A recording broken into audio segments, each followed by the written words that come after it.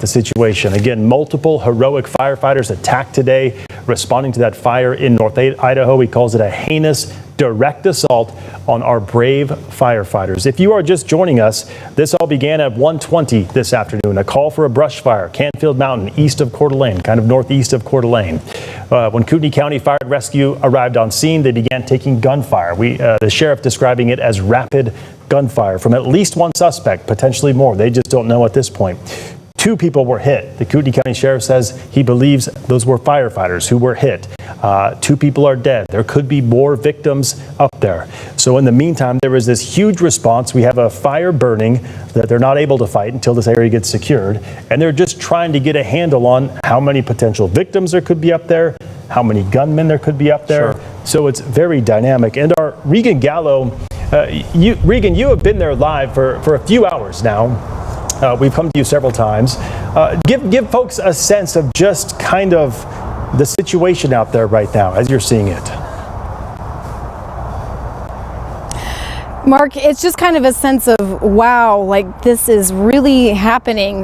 This was a beautiful Sunday into 4th of July week, and just kind of a travesty against our first responders and our firefighters for North Idaho. And just to talk about the severity, since I got here around 3:30 this afternoon, many more patrol vehicles from law enforcement from across Idaho and Washington state are here supporting, including, like you said, those federal authorities too. So a lot of hands on scene. I can still smell the smoke in the air. It's still going, and there's plenty of helicopters in the area. Border Patrol, Homeland Security is here as well with boots on the ground. So like Sheriff Norris said, they are not going to stop until the threat is neutralized, whether that is suspect or suspects. So very scary. And the other thing too, the heat. It's a very hot day. As I've been standing here for the past 3 hours in the sun reporting, I can just imagine how law enforcement is feeling hiking up that terrain on Canfield Mountain, trying to find those suspects too.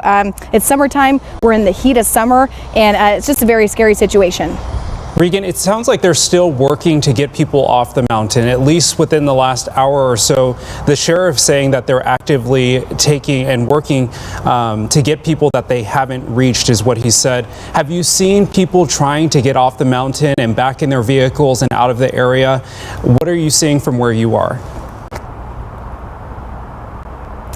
From where I am, I have not seen any hikers come down the mountain, but yes, Sheriff Norris said that when the scene started, they had hikers up in the mountain enjoying the day. It is a Sunday, it's a beautiful Sunday, and so they don't know how many hikers were on the mountain when everything started happening, when chaos started, and so they are trying to actively get everyone out of the area and into safety to ensure that no one else can be, subject to harm with those suspects or suspect still on the mountain. So haven't seen any hikers so far, but that's what they're working on, and I'm sure at that 9:30 press conference we will get more updates on what hikers are still out there, what casualties happened, and what's still happening. Yeah, good points right there, Regan. Thank you. Kootenai County Sheriff Bob Norris saying during that press conference, if the individual or individuals are not neutralized quickly, this will likely be what he called a multi-day incident. We were talking about kind of the terrain out there. I want to bring Jeremy back in, Chief Meteorologist Jeremy the Goo. Let's talk about, Jeremy, the topography a bit. You've ran Canfield Mountain before. You've gone out there to run. Is it steep? Just break it down for us. Describe kind of what first responders are against as they're going out there. Yeah, so we talked a bit about the multiple different entrances, and all of them have a similarity. The similarity is you are coming into this mountain that starts out somewhat gradual, somewhat inviting. It is open at the bottom, and then you get into more dense trees, so you can see Coeur d'Alene and Hayden. So look at all of these different neighborhoods here. You can see a nice area where it's much flatter, much easier to navigate. But as you get closer to Canfield Butte, now the fire icon on here is not the exact location. I placed it on Canfield Butte so you could get an idea. There's Canfield Butte West and Canfield Butte East. Both of them are very steep. So as you get up into here, you can enter from a neighborhood here and meander your way up toward the top. You're going through dense woods on switchback trails as you do so. A good chunk of that hike is in dense forest vegetation, no matter which way you're coming in from. So there are multiple ways in.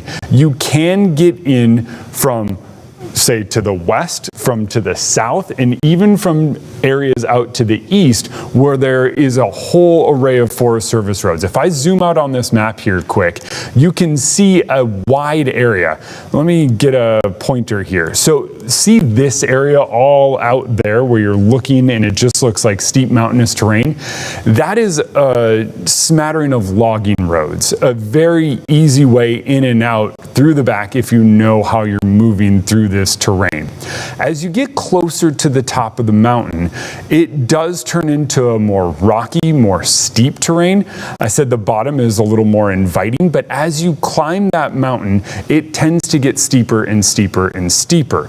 It is a very popular mountain for people training to, say, put up a bigger mountain summit. People who train for climbing Mount Rainier or Mount Hood nearby will oftentimes make their way to Canfield Butte because that top section is a lot of elevation gain in a very short period, very short distance.